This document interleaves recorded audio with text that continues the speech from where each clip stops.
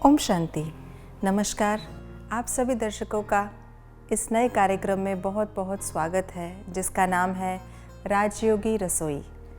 आपने बहुत सारे कार्यक्रम देखे होंगे जिसमें भोजन बनाना सिखाते हैं, नई नई रेसिपीज़ सिखाते हैं, और एक ऐसे भी कार्यक्रम कुछ होते हैं जिसमें योग के बारे में बताया जाता है कि मेडिटेशन कैसे करना है।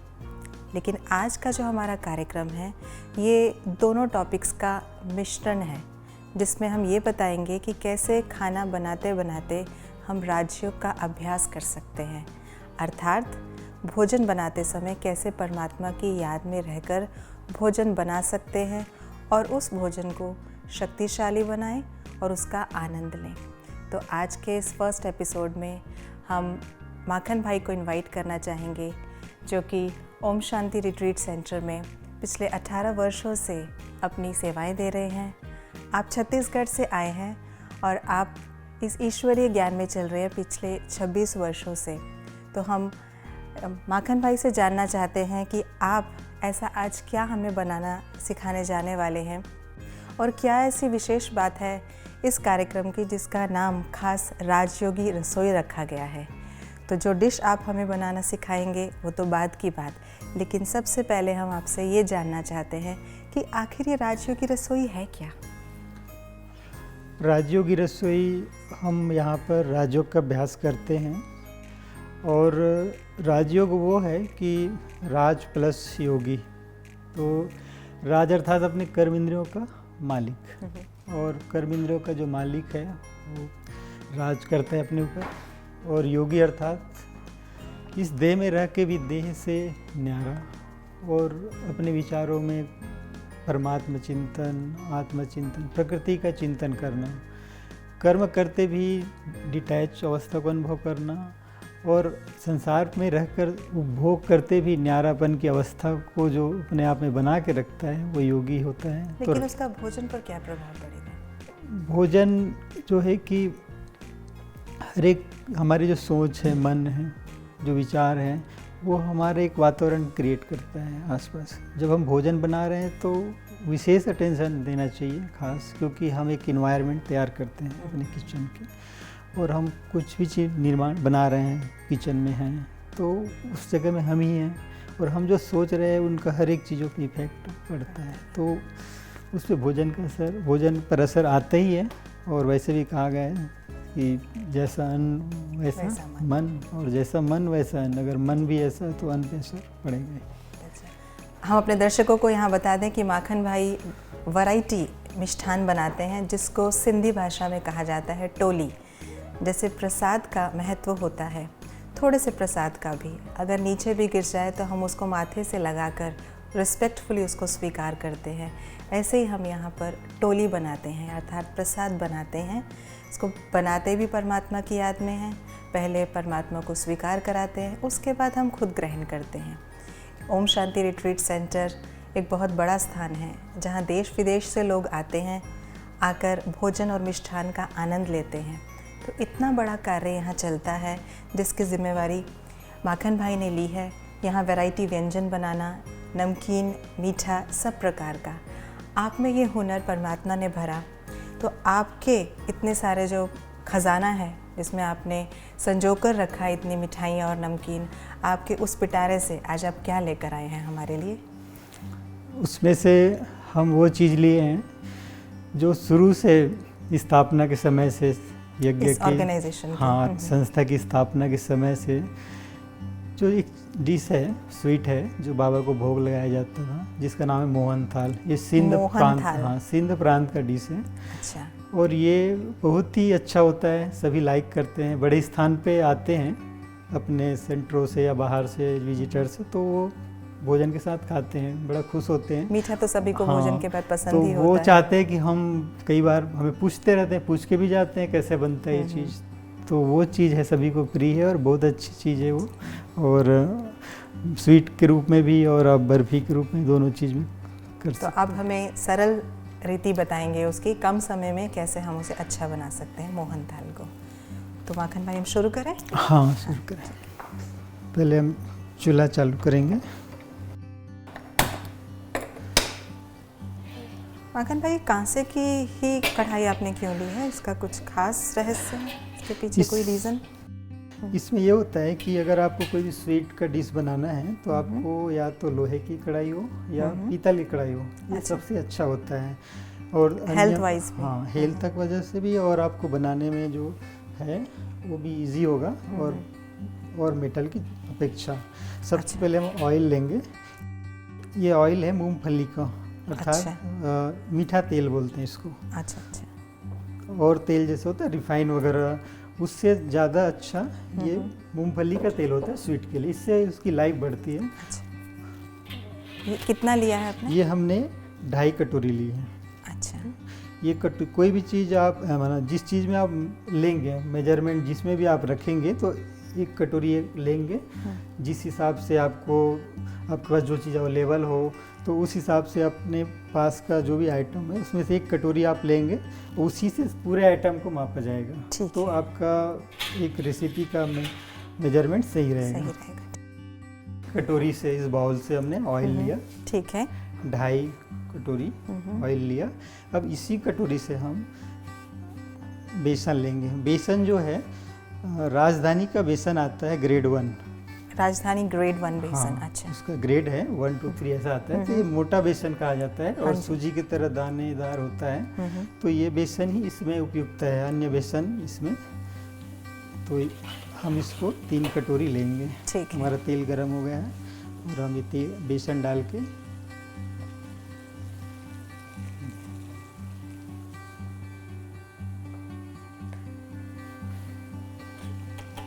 इसको साथ साथ हिलाते रहना है अभी। हाँ, इसको आपको चलाते रहना है क्योंकि बेसन जो है बहुत जल्दी पकड़ता है। पहले आपको सीम आंच पे रखना है, कम में।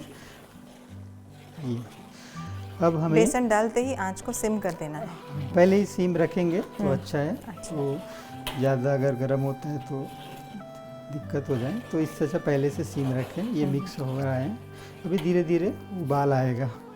कुछ देर बाद झाग सा इसमें उठेगा। तो उससे पहले हमें इसको ध्यान रखना है और उस पर बीच में चलाएं। और उससे पहले हमें घोल तैयार करना है दूध पाउडर का। हाँ, दूध पाउडर हम ले रहे हैं। इसमें 1 कटोरी हम आधा लेंगे इसका। आधी कटोरी दूध पाउडर लेंगे। और पानी की क्वांटिटी? इसमें पानी हम डालेंगे 2.5 कटोरी।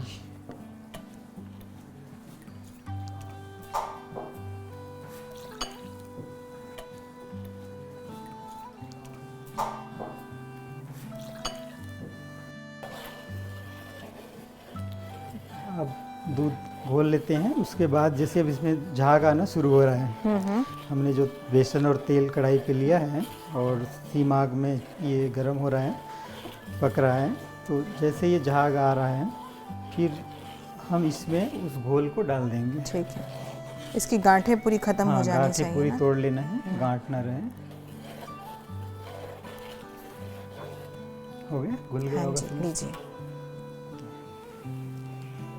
ये झाग आ गए बेसन में, तो हमें इसको डाल देना है।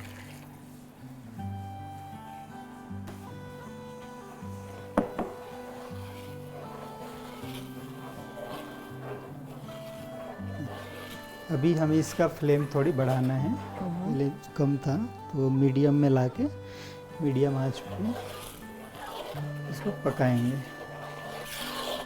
कब तक पकाते रहना है?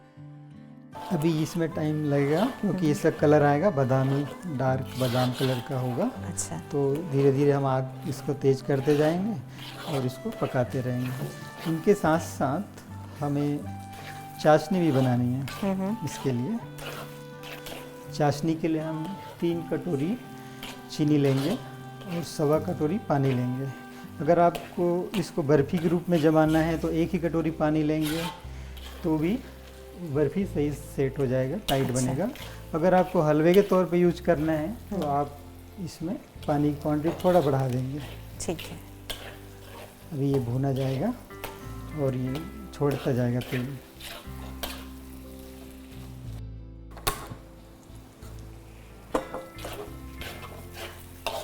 चाशनी बनाने के लिए आप पहले पानी ले तो भी अच्छे हैं, या फिर चीनी डाल के पानी डाल सकते हैं, या पहले पानी लेंगे थोड़ा पानी गर्म हो जाता है तो चीनी लगने का डर नहीं रहता। हमें इसको हलवे की तरह बनाना है तो 1.25 कटोरी के आसपास पानी हमें, घर में कोई है अकेले कर रहे हैं तो फिर पहले करके रख सकते हैं उस चीज़ों को, दूध घोल के रख सकते हैं। एक ही चूल्हे है मान लो घर पे तो पहले से रेडी करके रख सकते हैं छोटी छोटी चीज़ें। अगर 2 चूल्हे हैं तो धीरे धीरे दोनों चीज़ें साथ साथ हो सकती हैं। अभी पानी गर्म हो जाएगा, हम उसमें चीनी डाल देंगे।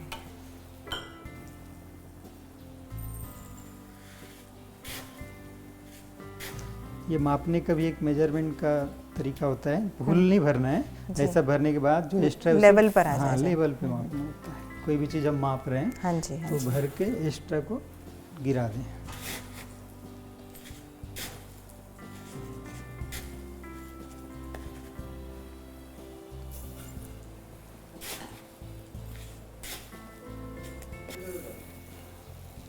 ये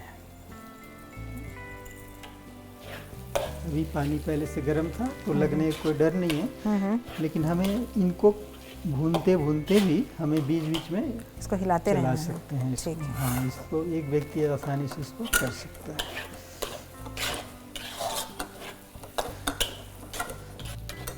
हमारे दर्शक देख पा रहे हैं इसमें बहुत ज़्यादा कोई मेहनत नहीं है, छोटी छोटी ही चीज़ें हैं जो हमको बस ध्यान रखने वाली बातें हैं, और देखते देखते आप नोट भी कर सकते हैं। चीनी को चाशनी बनाते समय विशेष यही ध्यान रखना है, हमें शुरू में जब तक चीनी घुल ना जाए तब तक ही चलाना होता है। उसके बाद वो लगेगा नहीं, चीनी घुल जाए तो वो लगेगा नहीं, उसमें कोई ऐसी डर की बात नहीं है, और वो आराम से घुल गया फिर वो उबाल आ जाएगा। इसीलिए जब भी चाशनी बनाएं तो चीनी घुलने तक उसमें पलटा चलाएं। अभी हम जो बेसन भून रहे हैं तो अब इसको हमें और फ्लेम बढ़ाना होगा, क्योंकि जैसे ये तेल से भीग जाता है और ये खुल जाता है तो फिर पहले मीडियम में रखे थे, अभी हम थोड़ा फास्ट इसको कर सकते हैं ताकि जल्दी हो जाए।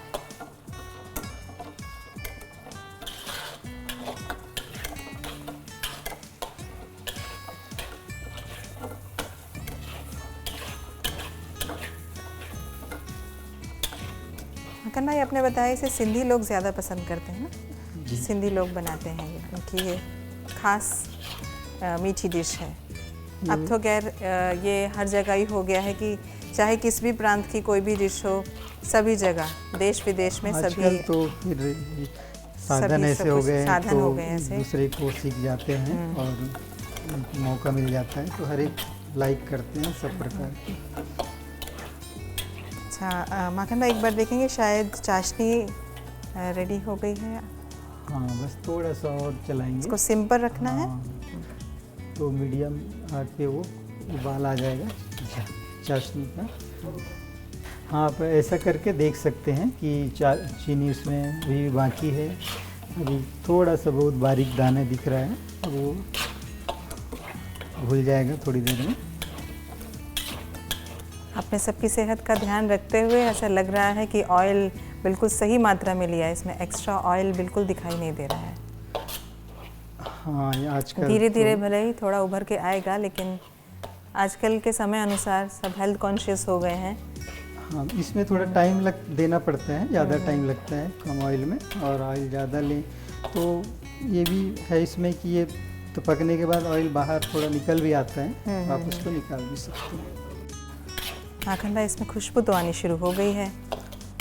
हाँ, बेसन जब पकने लगता है तो इसकी पहचान यही है कि खुशबू आता है, लेकिन हमें इसको डार्क कलर तक होने तक इसको भूनना है, क्योंकि ये बेसन में हमने पानी ऐड किया है दूध घोल के, तो वो टाइम लगेगा, और जब अच्छा धीरे से भुना जाएगा तो टेस्ट भी अच्छा इसका बनता है। ये उबाल आ गया तो आप इसको बंद कर सकते हैं ताकि चाशनी गाढ़ा ना हो जाए।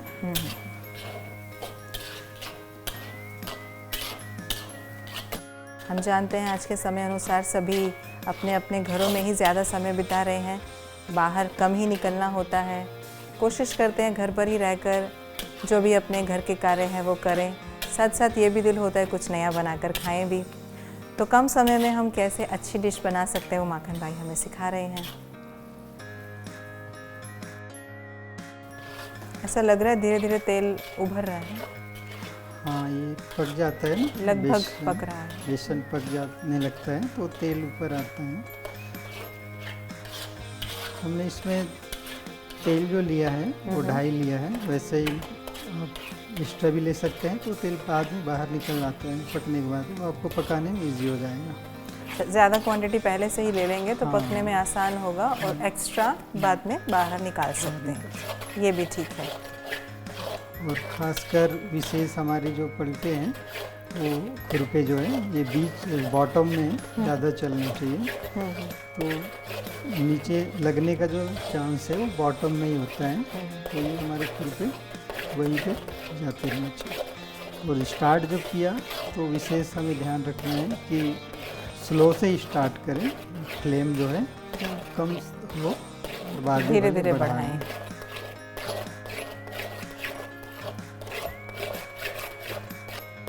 हमारे दर्शक देख सकते हैं इसका रंग धीरे धीरे निखरता जा रहा है और हम तो यहाँ खुशबू का भी आनंद ले पा रहे हैं। लगातार हिलाते रहने से गांठें भी नहीं पड़ती हैं। हाँ, इसमें गांठे पड़ने का चांस नहीं होता। वैसे बेसन है और वो भी मोटे बेसन है। बारीक बेसन होता है तो वो गांठ आ सकते हैं, इसमें नहीं होता, कम चांस होता है जी। हाँ, बशर्ते जो अब दूध पाउडर हम डालें घोल के, जो दूध पाउडर इसमें डाला गया घोल बना के, वो दूध पाउडर गांठ नहीं रहना चाहिए, वो पूरे घुले हुए चाहिए, तो वो गांठ रह जाता है। माखन भाई, अक्सर करके देखा गया है जब भी हम खाना बनाते हैं, कुछ भी किचन में काम कर रहे होते हैं तो कुछ म्यूज़िक सुनते सुनते करते हैं ना, तो अच्छा लगता है, वो काम करने में मज़ा आता है, टाइम भी पास हो जाता है। आप कुछ इस तरह के साधनों का इस्तेमाल नहीं करते? हाँ, दोनों ऑप्शन हैं। आप म्यूज़िक भी लगा सकते हैं किचन में, या फिर आप अपने कंसंट्रेशन जो आप कर रहे हैं कार्य, इसमें अगर तल्लीनता से करेंगे, अटेंशन से करेंगे, तो आप पूरी फोकस आपके कार्य में होगा। तो कंसंट्रेशन एक चीज़ है, वो भी राइट है, लेकिन आप उस अपनी सेवा को एंजॉय कैसे करते हैं? सेवा को एंजॉय हम वैसे ही करते हैं जैसे हम महावाक्य सुनते हैं परमात्मा का। वो कहते हैं कि बच्चे मेरे को याद करो और लवलीन रहो, माने मेरे लौ पे लवलीन रहो।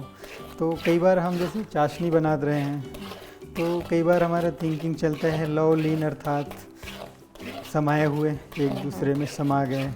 तो हम हाँ, तो हम चाशनी बना रहे हैं तो चीनी घुल गए, मान लो, ना वो चीनी है ना वो पानी है जी। उसकी स्टेज कैसे हो गई, वो लवलीन जैसा, कि ना उसको हम चीनी कह सकते हैं ना उनको हम पानी कह सकते हैं। तो ऐसे हम कई बार अपने आप से चिट चैट करते हुए थिंकिंग से परमात्मा को याद करते, उनके महावाक्यों के साथ भी हम विचार करते हैं, खेलते हैं। कहते हैं ज्ञान रत्नों से खेलो, तो उससे फिर पता नहीं चलता आपको कार्य करने में कैसा आपका इजी कार्य हो गया, या फिर हम जो कार्य कर रहे हैं, बना रहे हैं, परमात्मा का है और उनके लिए ये सब कार्य हो रहा है, सेवा अर्थ है। तो आप परमात्मा की याद में रहकर बनाना एंजॉय करते हैं।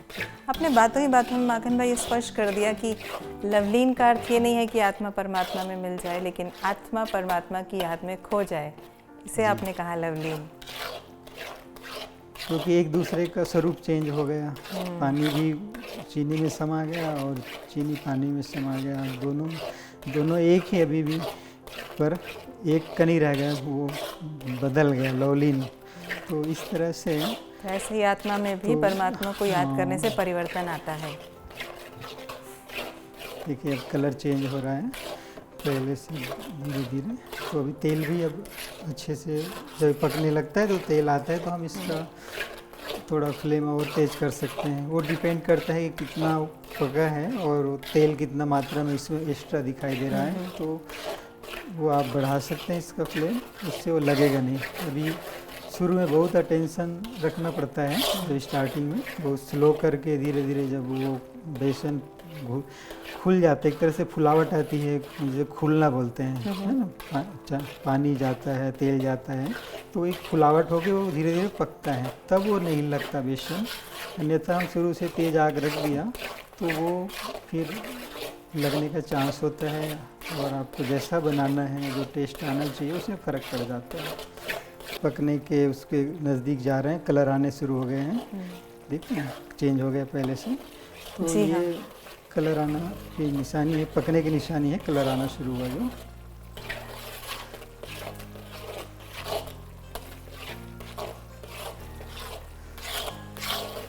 फास्ट कर।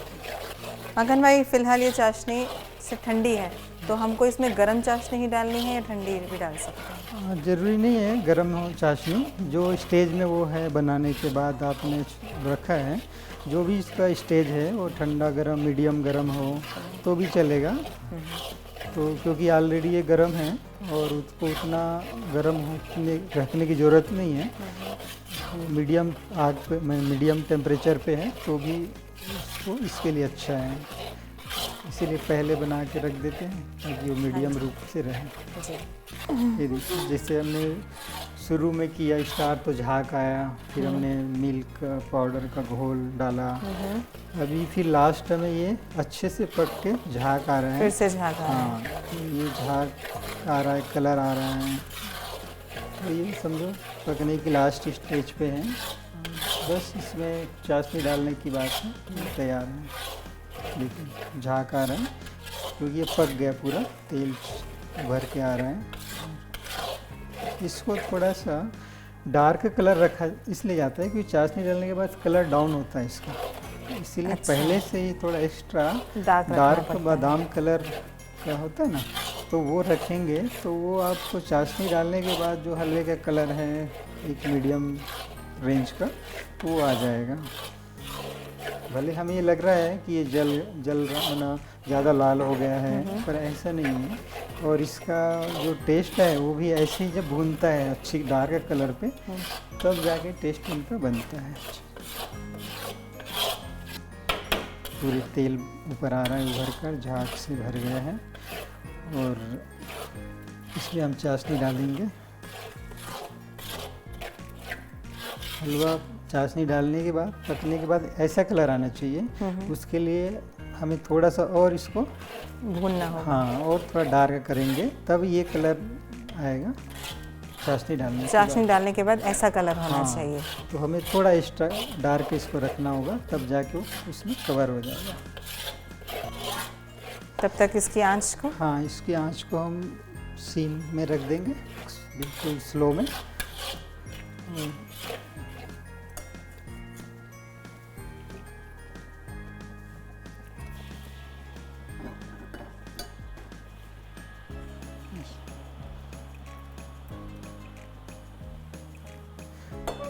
चाशनी डालने के बाद इसको थोड़ा आपको चलाना है, मिक्स करना है, और आग जो है एकदम सीम पे है, चूल्हा जो है बहुत कम टेम्परेचर पे चल रहा है। बस इसको ज़रा सा आपको मिक्स करना है, और आपको जो चूल्हा चालू उसको बंद कर देना है। तो अभी ये तैयार है। अभी ये तैयार है, और जैसे हमने ये मिक्स कर दिया, इसके बाद अगर इसमें एक्स्ट्रा तेल है हमें उसे निकालना है ना, तो हम इसको बार बार चलाते रहेंगे चाशनी डालने के बाद लास्ट तक, और तो ये तेल नहीं बाहर उभर के नहीं आएगा। अभी हमने इसको छोड़ दिया, चलाना बंद कर दिया, और उसको थोड़ा सा टेढ़ा ऐसा रख देंगे, तो जो तेल है अंदर एक्स्ट्रा वो ऊपर आ जाएगा, उसको हम करछी से निकाल सकते हैं। और उसके बाद उसको उसमें ड्राई फ्रूट डाल के मिक्स कर सकते हैं। ड्राई फ्रूट में इसमें क्या क्या डल सकता ड्राई है? फ्रूट में आप इसमें बादाम काट के बारीक डाल सकते हैं, और इसके लिए विशेष तो जो मगज का बीज होता है, खरबूजे का, तरबूजे का, वो ज़्यादा अच्छा है इसका फ्लेवर, क्योंकि इसका नेचुरल एक तरह से एक अपना टेस्ट होता है बेसन का, तो इसमें इलायची हम नहीं डालते। अच्छा। हाँ, क्योंकि इसका नेचुरल जो खुशबू है, टेस्ट है, वो उसमें चेंज हो जाता है। तो हम बीज डालिए, थोड़ा सा बादाम, तो बादाम और मगज दोनों भी डाल सकते हैं? दोनों भी डाल सकते हैं। देखिए तेल आ गया ऊपर। हाँ जी। आप देख सकते हैं कि कितना तेल हमने, जो 2.5 कटोरी डाला। हाँ जी। वैसे तो उससे भी ज़्यादा डाल के बनाते हैं, उसमें टाइम में फ़र्क पड़ता है। ज़्यादा तेल लेंगे तो जल्दी पकेगा, और थोड़ा सा पहले से तेल कम लिया तो टाइम लेगा। और एक्स्ट्रा तेल है, 2.5 से भी 2.5 कटोरी तेल डाला, उससे भी एक्स्ट्रा इसमें आपका आधा कटोरी तेल तो लगभग निकल जाएगा। तो इस तरह से आप इसका एक्स्ट्रा तेल निकाल सकते हैं। ये लगेगा नहीं नीचे से, कोई ऐसी बात नहीं है, क्योंकि चूल्हे भी बंद है और हमने पहले स्लो करके चूल्हे को बंद किया है।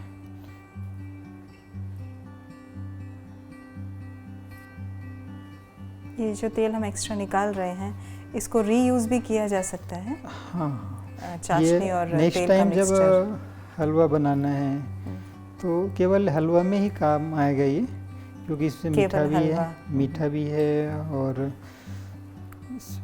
तेल भी है। तो और हम इसे कितना समय तक रख सकते हैं? ये आप स्टोर करके? खराब होने वाली ऐसी बात नहीं है, तो ये अब 15-20 दिन तो ऐसे ही बाहर फ्रिज में रखने की जरूरत नहीं है। में भी रखने की जरूरत नहीं। हाँ, ये आप ही वो रखा रहेगा और ठीक रहेगा, कुछ ऐसा नहीं होगा।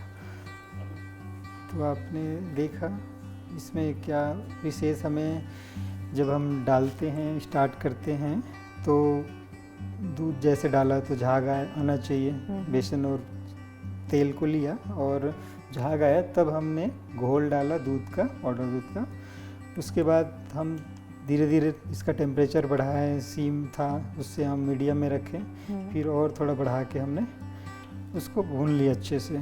उसके बाद कलर आने से पहले फिर दोबारा झाग आता है, अभी आपने देखा इस। तो ऐसे ही पकने के पहले, पूरा लास्ट स्टेज में आने से पहले झाग आकर पक जाता है। उसके बाद ही चाशनी डलता है, और चाशनी डालने के बाद तो फिर और कुछ उतना करने की ज़रूरत नहीं रहता इस पर, ये रेडी हो जाता है। ये हमने इसमें आपको बताया था कि पानी हमने एक्स्ट्रा लिया है, तो ये हलवे के तौर पे यूज करने के लिए ज़्यादा है, अच्छा है जी। अगर आपको इसको बर्फ़ी जमाना है तो बर्फ़ी जमाने के लिए जो हमने इसमें 1.25 कटोरी पानी लिया, तो पानी की मात्रा कम रखना होगा जी। देखिए ये कितना सॉफ्ट है, ये हम देख पा रहे हैं, ये कितना सुंदर लग रहा है। ये बहुत ही ठंडा होने के बाद भी टाइटनेस नहीं आएगा इसके अंदर, सॉफ्ट रहेगा, क्योंकि हमने पहले से इनके पानी की मात्रा बढ़ा के रखा है। बादाम, हाँ, ये बीज है, ये बीज है मगज का बीज।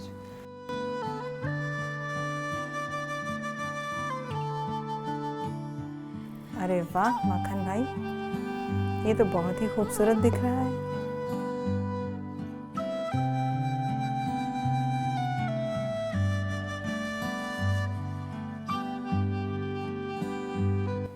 जो भी चीज़ अपने किचन में तैयार करते हैं, तो हमारे यहाँ पर एक विधि है कि ऐसा परमात्मा को ऑफ़र करते हैं, उसके लिए निकालते हैं। तो हर कोई अपने घरों पे, पूजा स्थान पे अपने इष्ट को ये ऑफ़र कर सकते हैं। हमने एक ही चीज़ बनाया, एक रखा है, लेकिन पूरी थाली सजती है, जिसमें दाल, सब्जी होता है, चावल, वो सब से एक प्लेट तैयार होता है। और ये ऑफ़र परमात्मा को अगर कोई करता है तो उसको बहुत ब्लेसिंग मिलती है, घर में हर चीज़ों की बरकत। परमात्मा की वाइब्रेशंस इसमें आती हैं, और जब हम वो भोजन स्वीकार करते हैं, वो वाइब्रेशंस हमारे अंदर जाते हैं। तो जैसे अभी हमने ये हलवे के तौर पे बनाया, हाँ जी, ये आपको ऐसे ही सॉफ्ट रहेगा अधिक समय तक।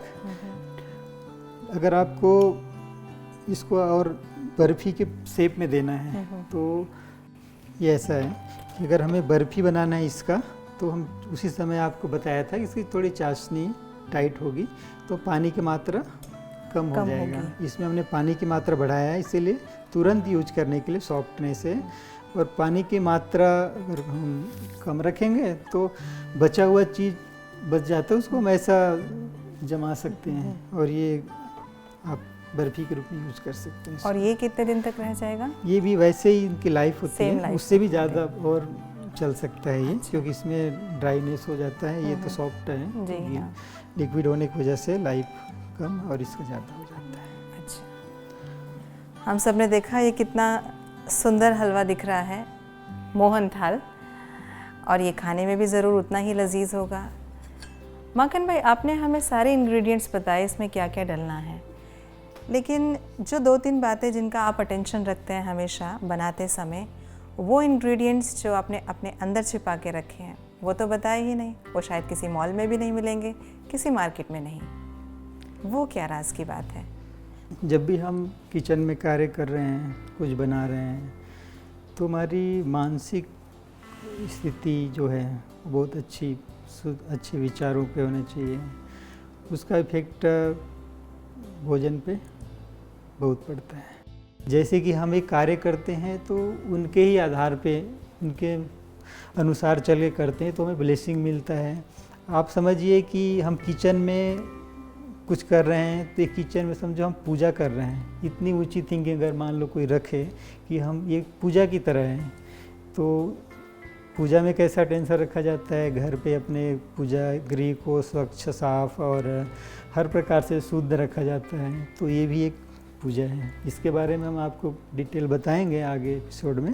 लेकिन अगर ये थिंकिंग इतना ही व्यक्ति रखे, विचार रखे कि ये हम पूजा का कार्य कर रहे हैं, तो उतने में ही उसके वातावरण चेंज हो जाएगा, घर का, किचन का, और जो खाएगा उसमें भी परिवर्तन धीरे एक चांस होता है कि औरों को भी हम शुद्ध विचार प्रदान करें, तो भोजन के माध्यम से भी हो सकता है, फायदा मिल सकता है। तो आज हमने जाना कैसे मोहन थाल की एक नई रेसिपी बहुत ही सरल तरीके से बना सकें परमात्मा की याद में, और इसके स्पेशल इंग्रेडिएंट्स हैं शुद्ध विचार, जिसको अगर हम इसमें डालेंगे तो ज़रूर जो भोजन हम बना रहे हैं वो स्वादिष्ट तो होगा ही, लेकिन साथ साथ तन और मन के लिए शक्तिशाली भी होगा।